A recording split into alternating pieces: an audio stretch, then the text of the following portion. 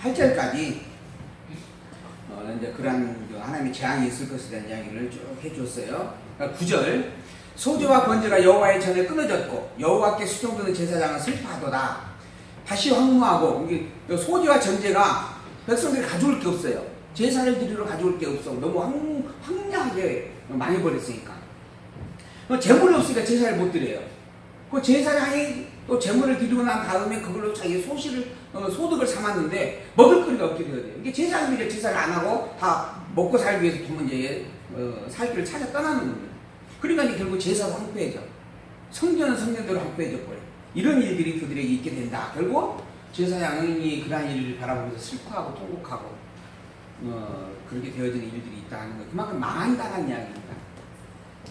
다시 황무하여 황무하고 토지가 청량하니 곡식이 지나여 새 포도주가 말랐고 기름이 다하였다. 농부들아 너희는 부끄러워할지어다. 왜? 아무리 농사를 지었는데 그렇게 베테랑 농부였는데도 불구하고 소치를 못 거둬. 농사꾼의 가장 부끄러운 일이 뭐냐면 농사를 잘 못 짓는 거예요. 우리 형님을 보니까 그러더라고. 그래서 저 과수를 하는데 그의 포도가 참 잘 돼. 그러면 굉장히 뿌듯해요. 남들은 못했는데 자기 잘했다. 그러면 더 뿌듯해. 이게 이제 농사꾼의 자랑이고 자긍심인 것 같아요. 근데 그럴 수가 없어요. 아무리 그렇게 열심히 가꿨는데도 열매를 따지는 못하게 황폐해져 버렸다라고 하는 그런 이야기입니다. 그런 섭리 속에서 여호와 하나님을 잊어버린 백성들에 대한 그런 하나님의 책망의 말씀이 담겨있는 부분이고요. 13절 제사장들아 너희는 굵은 배로 동이고 슬피 울지어다. 단에 수종드는 자들아 너희는 곡할지어다. 내 하나님께 수종드는 자들아 너희는 와서 굵은 배를 입고 밤이 맞도록 울지어다. 제사를 담당하는 그 성전에서 일하는 자들이에요. 그들이 이러한 제사를 드리지 못하는 환경에서 하나님 앞에 통곡하고 이렇게 금식하면서 울라라고 하는 그런 곡하라라고 하는 말씀입니다. 이는 소재와 전제를 너희 하나님의 전에 드리지 못함이라. 너희는 금식일을 정하고 성일을 선포하여 장로들과 이 땅 모든 거민을 너희 하나님 여호와의 전으로 몰수히 모으고 여호와께 부르짖으라 라고 이야기를 하는 거죠. 그런 어떤 처참한 아픔에 대한 절망을 너희들이 겪게 된다 하는 말씀입니다. 15절 오호라 그날이여 여호와의 날이 가까웠나니 곧 멸망같이 전능자에게로서 이르리로다. 멸망의 날이 가까웠어요. 여호와 전능자인 여호와로부터 그러한 일들이 임하게 되어진다라고 하는 겁니다. 그리고 그래가지고 들짐승들을 향하여 설득거리오니 시내가 다 말랐고 들의 풀이 불에 다 타버렸다. 20절에 보면 그런 내용이 있죠. 결국은 완전 황폐하게 되어져 버린다. 물도 없고 그리고 짐승들도 다 그래서 멸망하게 되어진다. 유다가 이렇게 처참하게 멸망이 되어지는 것, 하나님의 절대 주권 속에서 진노하시는 섭리다라고 하는 겁니다. 2절, 2장에 있는 말씀, 회개와 구원에 대한 예언의 말씀이 담겨있는 부분이다라고 하는 건데요. 2장 1절, 시온에서 나팔을 불며 나의 성산에서 호각을 불어 이 땅 거민으로 다 떨게 할지니 이는 여호와의 날이 이르게 됨이니라. 나팔을 불어 백성들에게 알려라라고 하는 거예요. 여호와의 진노의 날이 임한다라고 하는 것, 이거 백성들에게 다 알려주어라라고 하는 겁니다. 이제 임박하였으나 곧 어둡고 캄캄한 날이요 빽빽한 구름이 낀 날이라. 새벽빛이 산 꼭대기에 덮이는 것과 같으니 이는 많고 강한 백성이 이르렀습니다. 이 같은 것이 자고 이래로 없었고 이후 세세에 없으리로다. 바벨론에 의해서 이 유다 백성들이 침략을 당하고 약탈을 당하게 될 것이다. 이러한 날들이 이전에도 없었고 이후에도 이러한 어마어마한 시련과 아픔의 날은 없을 것이다. 그 정도로 큰 재앙이 유대에게 임한다라고 하는 겁니다. 불이 그들의 앞을 사르며 불꽃이 그들의 뒤를 태우니 그의 전의 땅은 에덴 동산 같았으나 그 후에 땅은 황무한 들 같으니 그들을 피한 자가 없도다. 앞에서도 불났고 뒤에서도 불났고, 옛날에는 그 옛적에는 에덴 동산처럼 젖과 꿀이 흐르는 땅이었어요. 그런데 지금은 아주 황폐한 땅이 되어져 버렸어요. 그 모양은 말 같고 그 달리는 것은 기병 같으며 그들의 산꼭대기에서 뛰는 소리가 병거 소리와 같고 불꽃이 초위를 사르는 소리와 같으며 강한 군사가 항우를 벌이고 싸우는 것 같으니 그 앞에서 만민이 송구하여 하며 무리의 낯빛이 하얘졌다. 이 바벨론 군대가 얼마나 강성한 군대인지 유다 백성들이 짓밟고 유다 백성들의 두려움이 되어진다라고 하는 그런 이야기의 내용입니다. 그들이 용사같이 달리며 무사같이 성을 더위 잡고 오르며 각기 자기의 길로 행하되 그 항우를 어기지 아니하며, 그러니까 아주 철저히 군사훈련을 잘 받은데요. 그래서 그 계획을 흐트러뜨리지 아니하고 아주 철저하게 유다 성읍을 짓밟아 온다라고 하는 겁니다. 피차에 부딪히지도 아니하고 각기 자기의 길로 행하며 병기를 충돌하고 나가나 상치 아니하며 성중에 뛰어 들어가며 성 위에 달리며 지뢰에 더위 잡고 오르며 도적같이 창으로 들어가니 그 앞에서 땅이 진동하며 하늘이 떨며 이로리 캄캄하며 별들이 빛을 거두도다. 그 짓밟을 유다가 정말 소망이 하나 없을 정도가 되어진다는 거죠. 여호와께서 그 군대 앞에서 소리를 발하시고 그 지는 힘이 크고 그 명령을 행하는 자는 강하니 여호와의 날이 크고 힘이 두렵도다. 당할 자가 누구이랴? 멸망할 수밖에 없다. 근데 여호와 하나님이 그 바벨론을 보낸 거예요. 하나님 당신의 백성들입니다. 선민이라고 하는 이게 그 구약의 선민은 열방과 택자, 즉 선민으로 실제 구별이 되어져 있어요. 이게 이제 유대인들이고, 그리고 여기는 모든 세상 만민입니다. 세상 만민. 이 세상 만민을 하나님께서는 선민의 대적자 이렇게 이야기해요. 대적자, 원수라고 이야기를 합니다. 그리고 오직 하나님의 백성이다라고 이야기를 하죠. 그리고 철저히 하나님은 이 이스라엘 백성의 하나님이었습니다. 이 이스라엘 백성을 위하여서 애굽에서 그 애굽의 종로를 타고 있는 그 백성들, 애굽에는 종이라고 하는 것이 재산이었어요, 당시에는. 근데 그 어마어마한 재산의 가치를 가지고 있는 유다 백성들을 다 끌어내버립니다. 그리고 홍해를 건너게 해요. 그 홍해를 건널 때 애굽의 군대가 쫓아오죠? 쫓아오던 애굽의 군대가 홍해에서 다 멸망해서 죽어버립니다. 뭐 지금도 그 유적이 그 홍해 바다 속에서 발견된다라고, 제가 안 가봤거든요. 권사님은 가보셨죠? 성지순례라고. 근데 거기 가면 그렇게 있다 그러잖아요. 유적이 발견이 된다고. 하나님께서 그렇게 하셨어요. 왜 그랬는가? 유다 백성이 자기의 백성이고 애굽은 자기 백성이 아니기 때문에 그렇게 하신 겁니다. 바벨론은 마찬가지예요. 이 열방에 속한 자입니다. 근데 이 바벨론을 유다 백성들이 보내가지고 유다 백성들이 이렇게 처참하게 짓밟게 하시는 겁니다. 당신의 백성들을 오히려 열방들을 통하여 때리신다라고 하는 거예요. 왜 그러시는가? 첫 번째는 이제 그동안 내 백성이다라고 했던 이들이 너무 미운 짓거리를 하니까 내가 너희들을 버려. 이제는 열방을 내 백성으로 삼겠다. 그래서 하실 수가 있어요. 안 그러겠어요? 아니, 제 생각이에요. 제가 이야기를 드리는 거예요, 방식을. 아마 그래서 그런 것일 수 있지 않느냐. 두 번째는 내 백성인데 이 백성이 너무 미워. 그래서 내 백성이 아닌 자를 회초리로 들어가지고 때리시는 거예요. 어느 것이라고 성경이 이야기를 해요? 두 번째라고 이야기를 합니다. 두 번째. 너희들이 너무 미련하고 어리석어서 더 이상 내가 내 자식이라고 품을 수가 없으니 내가 너희들을 버리고 딴 놈을 데려다가 내 자식 삼으련다. 양자를 삼아서 내 자식을 삼겠다 하는 내용이 아니라는 겁니다. 너희들은 한 번 내 백성이 영원한 내 백성이다. 그런 내 백성이기 때문에 더 이상 미련한 상황에 내버려둘 수가 없다. 그 미련함을 내가 깨우쳐주겠다 해가지고 매를 들어 때리시는 섭니다 라고 말하고 있는 거죠. 이걸 신학적 용어로 이야기하면 구원의 확신이다 이렇게 이야기합니다. 구원의 확신. 우리가 구원받았는지 멸망받았는지 아직 불확실하고 나중에 천국 죽어봐야 내가 천국에 있는지 지옥에 있는지 알 수 있다 라고 하는 게 아니고 한 번 백성은 영원한 백성이다 라고 이야기하는 거예요. 이게 구원의 확신입니다. 문제는 내가 진짜 백성이 아니냐라고 하는 것을 확인받는 것이 중요한 거예요. 내가 구원을 받았냐 못 받았냐라고 하는 것이 중요한 게 아니고 이미 택한 백성에게는 구원이 동반되어져 가고 있는, 동반되는 거예요. 그러니까는 내 관심은 내가 택한 백성인가 아닌가를 분별하는 일이 더 중요한 거예요. 근데 하나님께서는 택한 백성에 대한 증거를 주었어요. 우리 권사님은 택한 백성이에요, 아니에요? 어떻게 확신을 해요? 증거가 뭐예요? 말씀이 믿어진다라고 하는 거. 또 구체적으로 말씀이 믿어진다라고 하는 것에 대한 구체적인 내용이 뭘까요? 조금 좀 이렇게 사실적인 표현을 쓴다고 하면 그냥 뭉텅거려서 이야기하는 게 편하죠. 제가 가르쳐 드립니다. 성경에서 말하는 가장 핵심적인 증거가 뭐냐 하면 예수가 그리스도이시다라고 하는 것을 아는 거예요. 예수가 그리스도이시다라고 하는 것을 모르는 사람들이 너무 많습니다. 또 아니, 예수는 그리스도가 분명해. 그러나 예수만 그리스도가 아니야. 예수 이외에 그리스도가 또 있어 라고 말하는 사람들이 있어요. 천주교가 그랬습니다. 천주교가 가서 물어보면 이야기를 하다 보면 자기들도 다 예수가 그리스도라고 믿는다고 해요. 그리고 예수 그리스도의 이름을 이야기를 해요.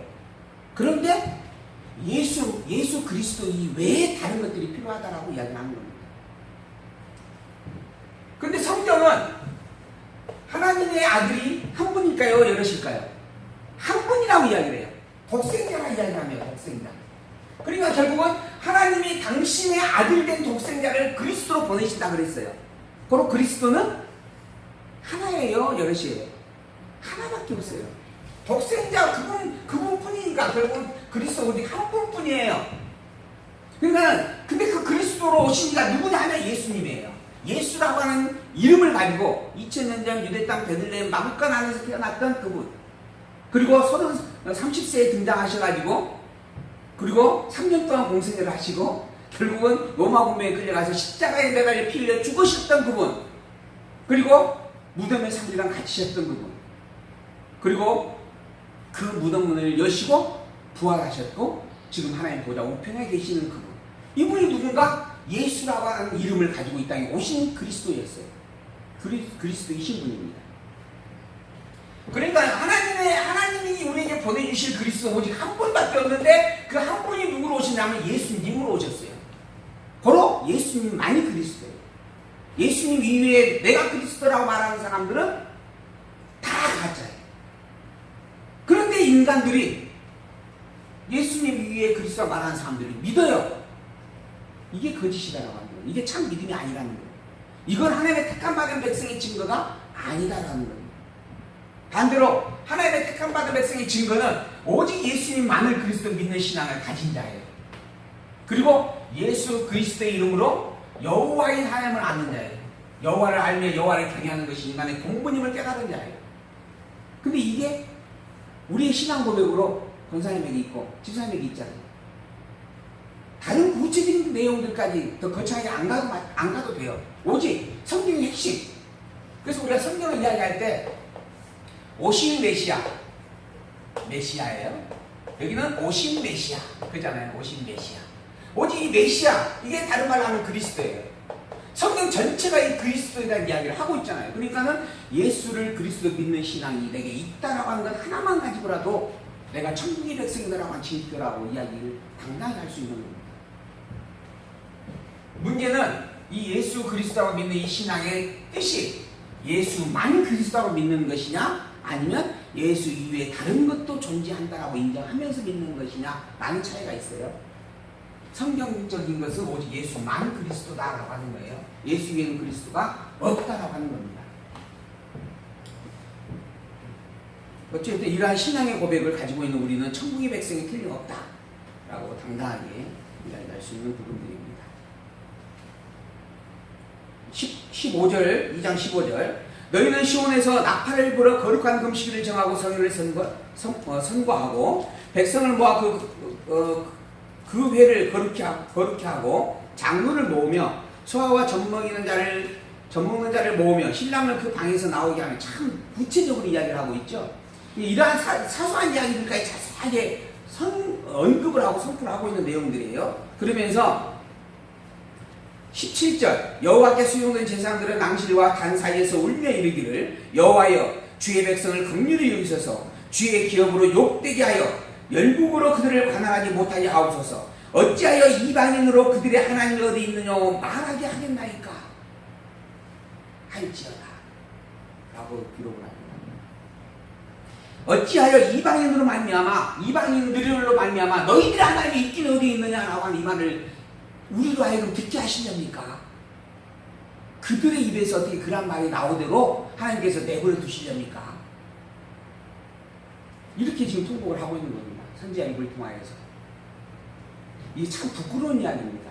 하나님의 백성이 하나님의 백성답게 살아가는 일들을 통하여 와, 과연 그들은 하나님의 백성이 틀림없구나 라고 열방들이 인정해 줄 정도의 삶이 되어지는 게 얼마나 복된 일이겠어요.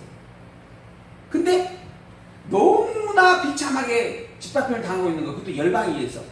그리고 그 집밥편은 열방에 끼우스를 사는 말이에요. 너희들이 하나님의 있기는 있느냐? 너희들 하나님 전능자라고 그러는데 그 전능자가 있다면 어떻게 너희들이 이런 처참한 꼴을 당할 수 있느냐? 너희들 하나님은 없다는 증거 아니냐? 라고까지 비웃음의 말을 한다라는 거예요. 어떻게 백성들을 그렇게까지 멸망되도록 하시렵니까? 하나님은 정말 살아계시는 분이 살아계시지 않습니까?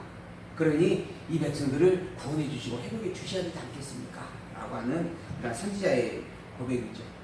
그런데 그 정도로까지 지금 백성들이 핍박을 당하고 고통을 당하고 멸망될 것이다 라고 하는 것이 증거되어지는 말씀이기도 한 부분들입니다. 그러나 그렇다라고 할지라도 하나님의 이름이 결코 헛되이 되어지지 않습니다. 아무리 이 백성들이 열방들이 선민을 바라보면서 너희들 하나님 어디에 있느냐라고 묻을지라도 하나님이 없어서 그런 게 아니에요. 또 하나님의 명성이 하나님의 권세가 무능하고 연약해서 되어지는 일도 아닙니다. 그저 하나님이 유다 백성들을 때리는 시기로 두었기 때문에 이런 일이 있게 되어졌다라고 하는 겁니다. 그리고 또 때가 되어지면 반드시 회복해 주신다라고 약속의 말씀을 이어서 해주게 되어집니다. 그래서 18절에서 22절 돌이킬 때의 진노를 멈추시고 회복해 주겠다라고 하는 말씀을 이제 다시 한번 선지자의 입을 통해서 해주게 되어집니다. 그때 여호와께서 자기 땅을 위하여 중심이 뜨거우시며 그 백성을 긍휼히 여기실 것이라 그러잖아요. 이렇게 때리기는 했지만은 그게 때리기로 정한 때였기 때문에 때린 것이지 하나님이 무능하거나 하나님이 없거나 또는 초월신이라고 멀리 떨어져 계셔서 너희들 하고 싶은 대로 내버려 두는 그런 존재로 있는 분이기 때문에 된 일이 아니다라고 하는 겁니다. 당신께서 일부러 그렇게 놔두셨다라고 하는 거예요. 그리고 다시 회복하기로 정한 때가 되어지면 반드시 회복해 주신다라고 하는 겁니다. 이게 하나님이에요. 만물의 절대 주권자요, 전능자요, 주인 되신 분이다라고 하는 겁니다. 그때 그 백성들 다시 긍휼히 여기겠다. 여호와께서 그들에게 응답하여 이르시기를 내가 너희에게 곡식과 새 포도주와 기름을 주리니 너희가 이로 인하여 흡족하리라. 망하게 할 때 다 망하게 하시는 하나님이 또 주실 때면 이렇게 풍성하게 주겠다라고 하는 거예요. 망하는 것은 사단이, 그리고 부귀영화를 누리는 것은 하나님이. 또 요즘 조금 서양식 말로 하면은 잘 되면 내 탓, 못 되면 조상 탓 막 그러잖아요. 근데 성경을 보면요, 잘 되는 것도 하나님이 하게 하신 일이고 못 되게 하는 것도 하나님이 하게 하신 일이다 라고 이야기를 해요. 그렇잖아요. 지금 본문이 그렇게 되어 있잖아요.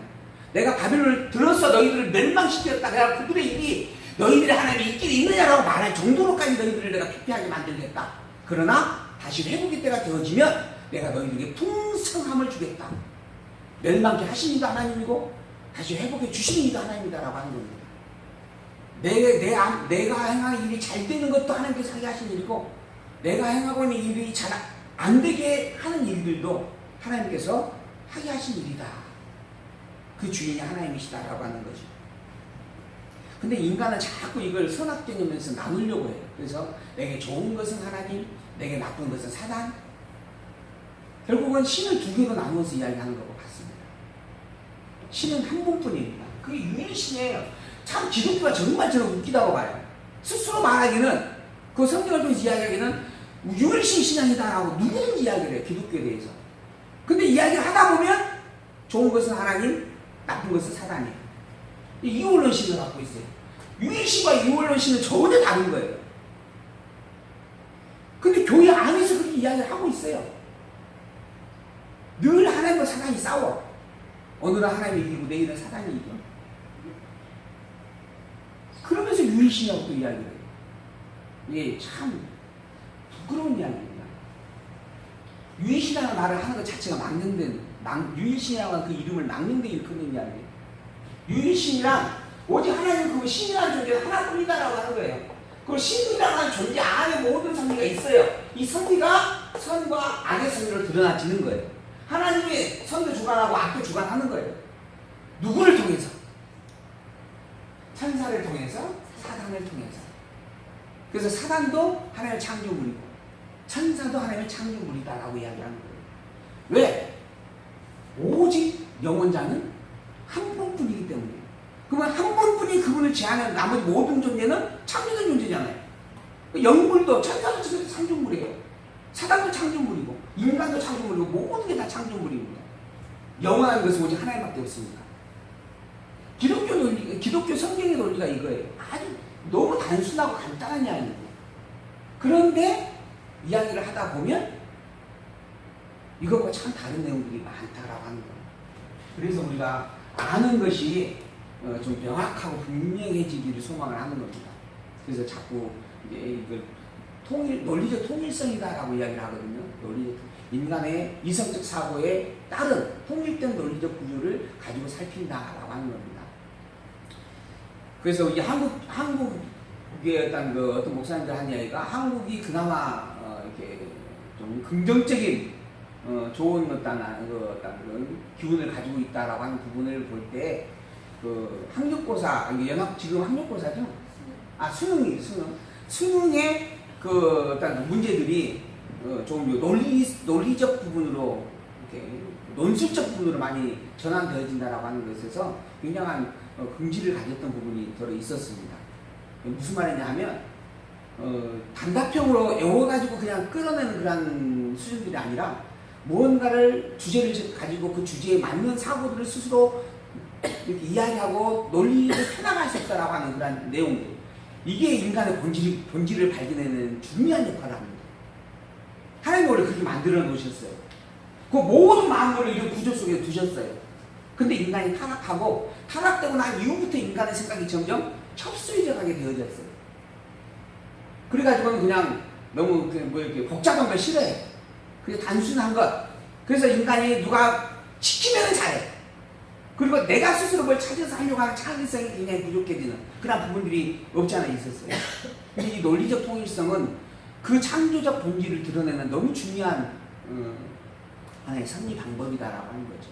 그래서 어떤 논술이 도입된다라고 하는 것이 너무 참 복된 일이었다라고 하는 이야기를 했던 부분들이 있었습니다.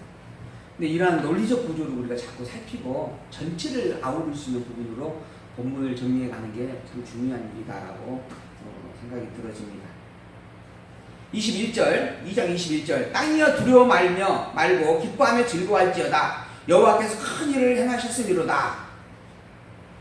들짐승들아 두려워 말지어다 들의 풀이 싹이 나며 나무가 열매를 맺으며 무화과 나무와 포도나무가 다 힘을 내는도다. 이게 다시 회복해 주겠다라고 하는 거죠. 23절에 32절 하나님께서 다 회복해 주심으로 그 백성들이 여호와를 알게 되고 심판할 때 또 구원해 주겠다라고 하는 말씀도 선포되어집니다. 시온의 자녀들아 너희는 너희 하나님 여호와로 인하여 기뻐하며 즐거워할지어다. 그가 너희를 위하여 비를 내리시되 이른 비와 늦은 비가 전과 같을 것이라. 그 에덴 동산 같은 땅이 되게끔 회복해 주겠다라고 하는 겁니다. 내가 전에 너희에게 보낸 큰 군대 곧 메뚜기와 늑과 황충과 팥종의 먹은 횟수대로 너희에게 갚아주리니 너희는 먹되 풍족히 먹고 너희를 기이 대접한 너희 하나님 여호와의 이름을 찬송할 것이라. 기이한 일이다라고 하는 표현을 쓰고 있어요. 이스라엘 백성들이 멸망한 것도 정말 전무후무한 놀라운 그런 일들이었습니다. 사건이었어요. 근데 그런 이스라엘 백성들이 다시 회복되어지는 것 또한 너무너무 놀라운 일이다라고 하는 겁니다. 이런 기이한 일을 백성들이 경험을 함으로 말미암아 어떤 현상이 나타나는가?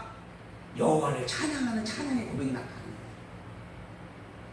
그래서 하나님께서 때리기도 하고 싸매시기도 하였다라는 이야기입니다. 그러한 백성들, 그러한 일들을 경험한 백성들 입에서 여호와의 이름을 찬송하게 됩니다. 27절 그런즉 내가 이스라엘 가운데 있어 너희 하나님 여호와가 되고 다른 이가 없는 줄을 너희가 알 것이라. 하나님 당신이 다시 이스라엘 백성들 하나님으로 분리하게 되어지고 이스라엘 백성들 스스로가 이 여호와 되신 하나님 이외에 다른 하나님은 존재하지 않는다. 여호와 이외의 하나님은 가짜 하나님이다 라고 하는 것을 분명하게 알게 된다. 여호와 하나님 그분만이 유일한 참 하나님입니다. 그걸 가르쳐주는 성경 말씀을 가지고 우리가 이 기독교 신앙 안에 있다라고 하는 것은 너무너무 큰 축복입니다. 이 세상 어떠한 것도 하나님이 될 수가 없습니다. 그래서 이 하나님이라고 하는 칭호는 오직 여호와 대신 그분에게만 불려져야 될 이름입니다. 그런데 인간들이 너무너무 미련하고 어리석고 아둔해서 돌을 깎아놓고 하나님이라고 칭하고 나무를 깎아놓고 하나님이라고 칭하고 어젠가 저 TV를 보다 보니까 한국은 처음이지 뭐 그런 프로그램이 있어요. 혹시 보셔요? 근데 거기에 이번에 네팔에서 어떤 가족이 여행을 왔어요. 근데 그 가족이 저 국립박물관인가? 거기에 갔어요. 갔더니 거기에 삼국시대 역사랑 이런 거 쭉 둘러보고 이렇게 그런 게 전개가 되는데 어디 가니까는 석가모니 그 부처 이렇게 그 모양을 하나 갖다 놨더라고요. 거기에 가서 무릎 꿇고 절을 하더라고요. 거기 우리는 그 박물관이니까 그래도 사람 눈치 보면서 그러잖아요. 근데 거기서 무릎 꿇고 절을 해. 온 가족이 다. 근데 또 지나가다 보니까는 또 있어요. 그러니까 아예 거기에서 불경을 해버리더라고요. 지나가는 사람들이 다 보고 있는데도 불경을 해버려요. 그러면서 나가면서 이제 한마디 하더라고요. 우리나라에 있는 부처님은 손모양이 이렇게 생긴 것 같은데 여기 부처님은 이렇게 생겼네. 그래서 이사야서에서가 그러죠. 사람이 해서 만들어진 돌덩어리, 사람이 해서 움직일 수밖에 없고 스스로는 전혀 움직일 수도 그리고 호흡도 없는 존재. 사람이 엎어뜨리면 넘어져 있는 상태로 사람이 이렇게 세워야만 존재하는 그런 상태. 그런데 그런 존재를 어떻게 너희들이 신이라고 할 수 있느냐? 그렇게 울부짖었던 탄식이 있었습니다. 근데 그렇게 하더라고. 근데 그게 몸에 이미 다 배어 있더라고 보니까. 그 나라에서 그 나라의 백성으로 태어나지 않게 하시니 참으로 감사하다. 이 시대에 이 대한민국 땅에 태어나서 이 복음의 못자리 역할을 하고 있는 이 대한민국의 교회의 그 신앙생활 안에서 하나님의 말씀을 또 들을 수 있게 하셨다라고 하는 것이 정말 큰 복이다. 어떤 이가 그런 이야기를 해요. 예수 그리스도를 믿는 그것으로 인해서 구원을 받는다고 한다면 우리의 앞에 살았던 선조들은 아무도 구원받을 수 없는 거 아니냐. 너희 할아버지, 내 할아버지, 그 할아버지들은 아예 구원받은 사람이 아무도 없단 말이냐. 어떻게 그럴 수 있느냐. 그래서 나온 이야기가 그분들도 구원이 있었다. 그때의 구원은 무슨 구원? 양심 구원이었다. 그렇게 이야기해요. 기독교라고 하는 그런 흐름 속에서 신학교에서 하는 이야기입니다. 하나님은 처음 세상을 만들어 놓고 양심으로 구원을 주셨다. 그 다음에 안 되니까 율법을 주었다. 그러니까 율법으로 구원. 안 되니까 뭘 줘요? 복음을 줬어요. 예수님 오셨잖아요. 복음 구원. 그러나 난 지금은 교회 구원 시대다. 이게 교회의 상 이야기예요. 근데 성경은 뭐라 그래요? 오직 믿음으로 말미암아 구원 얻는다. 복음밖에 없다. 양심으로 율법으로 보고 아무것도 없이 오직 믿음으로만 구원 얻는다. 그러니까 한국 교회가 알고 있는 신앙과 성경이 말하고 있는 신앙이 참 다른 게 많아요. 저는 그래서 다른 것이 무엇인지 자꾸 이야기를 해드리는 겁니다. 요거를 여러분들이 확인하고 그것이 기인지 맞는지 틀린지를 구별하는 것은 이제 여러분들의 몫이라고 제가 늘 말씀을 드리죠. 그래서 교회라고 다 같은 교회가 아니다는 말씀을 제가 드리잖아요. 28절 그 후에 내가 내 신을 만민에게 부어주리니 너희 자녀들이 장래의 일을 말할 것이며 너희 늙은이는 꿈을 꾸며 너희 젊은이는 이상을 볼 것이며 그때 내가 또 내 신으로 남종과 여종에게 부어줄 것이며 내 이적을 하늘과 땅에 베풀리니 곧 피와 불과 연기구름이다. 연기 기둥이다. 하나님께서 성령을 부어주어서 예언을 하고 방언을 하게 해주겠다라고 하는 말씀입니다. 이 내용이 이제 사도행전 2장 12절 부분에 보면 자세하게 언급이 되어집니다.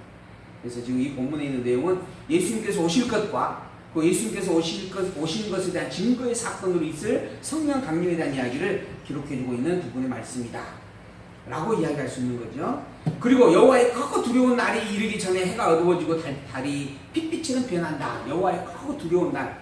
그 예수님께서 십자가에 매달려 죽으실 날이에요. 그런 날이 이제 있을 때 해가 어두워지고 달도 빛이 변하게 될 것이다. 실제로 예수님께서 십자가에 매달려 죽기 바로 전에 하늘이 캄캄해지죠. 땅이 흔들리죠. 그리고 성소의 휘장이 둘로 갈라지는 사건들이 있게 되어집니다. 이러한 일들을 이제 또 미래 예언으로, 즉 예수 그리스도가 오실 것을 다시 한번 분명히 말씀해 주는 그러한 내용이죠. 이스라엘 백성들을 바벨론 포로에서 구원해 줄 것, 그리고 그 구원에 대한 완성을 예수 그리스도를 통해서 이루실 것이다 라고 하는 예언까지 해주고 있는 본문의 말씀의 내용들입니다. 그래서 누구든지 여호와의 이름을 부르는 자는 구원을 얻으리니 이는 나 여호와의 말대로 시온산과 예루살렘에서 피할 자가 있을 것이며 남은 자 중에 나 여호와의 이름을 부를 자가 있을 것이니라. 누구든지 하나님께서 이렇게 남겨둔 자가 그 백성들 가운데 누구든지 여호와의 이름을 부르는 자는 구원을 얻는다 하는 겁니다. 여기에 이 누구든지도 문제가 있어요. 그래서 일반적으로 이야기를 하면 봐라 누구든지 예수 여호와의 이름을 부르기만 하면 다 구원한다 하지 않았느냐. 그래서 많이 모두가 다 구원을 얻을 수 있게끔 하나님께서 열어놓으셨다. 그런데 인간이 구원을 얻고 못 얻고는 자기가 여호와의 이름을 부르지 않았기 때문이다. 하나님께서 동화줄을 내려주셨는데 인간이 그 동화줄을 잡으면 구원을 받는 것이고 인간이 동화줄을 잡지 아니하면 구원받지 못하는 것이다. 이게 지금 만인구원설이라고 하고 신인협력설이라 이렇게 이야기를 해요. 신학적으로는. 그래서 이 누구든지라고 하는 이야기를 그렇게 풀어내는 겁니다. 근데 본문을 보게 되어지면 이는 나 여호와의 말대로 시온산과 예루살렘에서 피할 자가 있을 것이고 남은 자 중에 여호와의 부름을 받을 자가 있다 라는 말이다 라고 하고 있잖아요. 설명을 더 해주고 있어요. 여기에서 누구든지라고 하는 말은 바벨론 포로로 끌려간 백성들 가운데 남겨놓은 자들, 그들은 구원받기로 이미 정해진 자들이에요. 그 자들은 누구든지 부르기만 하면 구원을 다 얻게 되어 있어요. 또 부를 수밖에 없어요. 이미 구원 얻기로 정해져 있는 자들이니까.